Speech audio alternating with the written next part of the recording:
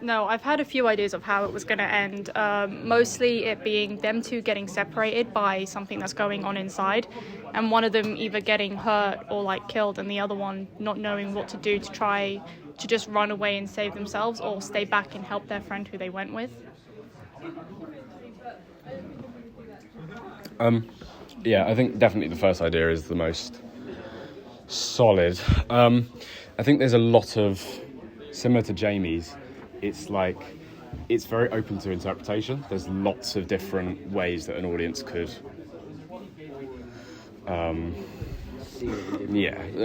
they could comprehend, like, interpret this in many different ways. I feel like there's many different tones and themes that you could play with. So maybe if, maybe like, I feel like it should end sort of like a Saw movie, do you know what I mean? Where it's like, the stakes are high at the end, and there's like, they can either die or live, or like one of them gets to leave or something like that. So maybe you have like similar to Jamie's, like an entity that's actually like, maybe them setting stuff up as angered something, like an entity or like a ghost or something like that. And that's why they're getting haunted. Like, I couldn't let it go, but no, you pissed me off, so I'll mess with you. You're bothering me. Yeah, exactly. So I think you could work something like that into it. But yeah, I think it's solid. I think it's just. I think with ending, this is you can set this up really well to be a cliffhanger, to literally just like stop it to the point where they're like, well, like what is going to happen next? So I think if you do start, and I feel like you could start the story on like the ghost thing, and maybe you could tell that story within it as well, and maybe like if anyone else has experienced this at all, or if anyone else has been there before. I was going to say, do you have a kind of plan for your location for that kind of film? Because I love the idea, and I think it would work really, really well. I think you definitely need some like clinical empty corridors. So I just wanted to know what you had. I don't have to worry too much on looking for locations, but more of trying to see where I can set it up, because mine's a radio drama and not an actual short film. So I don't really need to look into locations that bad, just need to think of places where I could set up the scene. Oh, now you said it's a radio drama, now it's like everything's changed. I probably should have brought that up in the beginning. But But still with the fact. Yeah, but the thing is, though, what you said, they don't really have to change that much compared to a radio drama and a short film. But I like the idea of what you're saying with setting it up more or less. So having that, like Harriet said, clinical, empty, the sounds and stuff that you could interpret into that, like the beeping machine or something, It being more echoey. Yeah, because it's so empty, pretty much. Yeah. And just using sound to amplify, like, even when we did the radio dramas, having sound pretty much imagine us what it would look like if it were a short film. So like imagine it yourself. And then you realise that it's... I was thinking about the Foley sounds, maybe having a sound for the ghost. So instead of being like, oh, the ghost is here every single time, there is a sound, so it's already known as... Yeah, so you already know it's there. And so having that, like, specific sound, like footsteps, someone's walking and things like that, you need to have a sound that you can introduce and be like, that's the sound of the ghost, subtly at the beginning. And then you don't have to keep on saying that, which I think if you carried on saying that throughout, it would pull away from the actual story.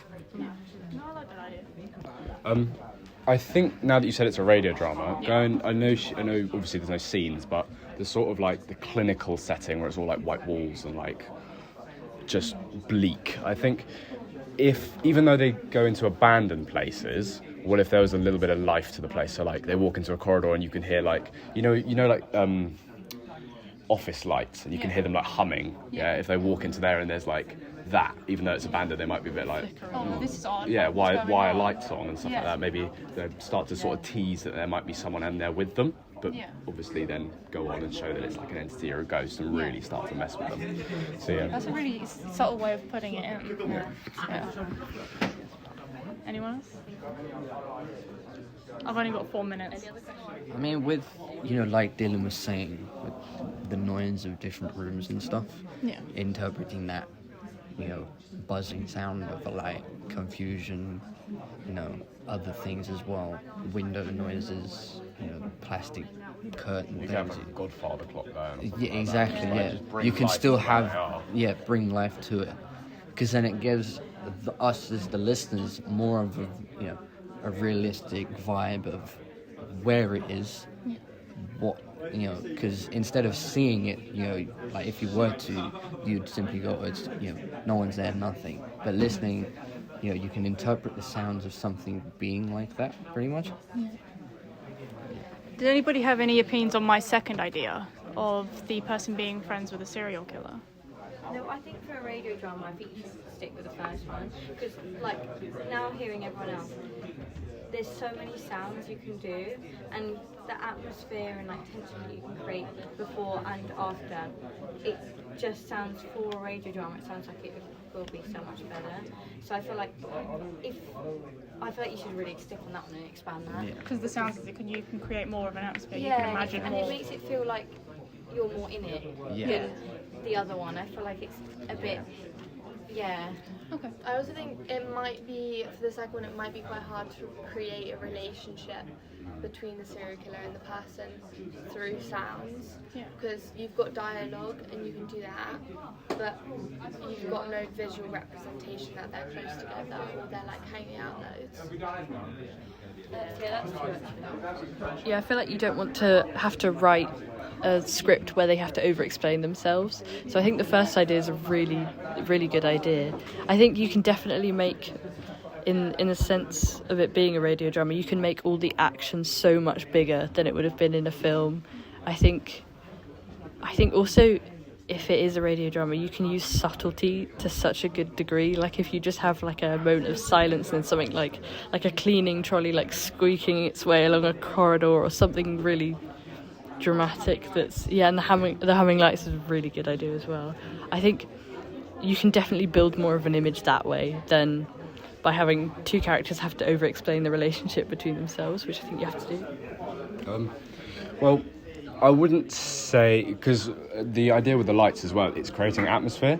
So for the second idea, I don't think necessarily it would be far-fetched to do it for a radio drama, because it's like, you know, you can easily show that two people are constantly hanging out with background noise of like they're walking down the street or they're in a restaurant and stuff like that, and you can create that atmosphere so we get a sense of familiarity with like their relationship.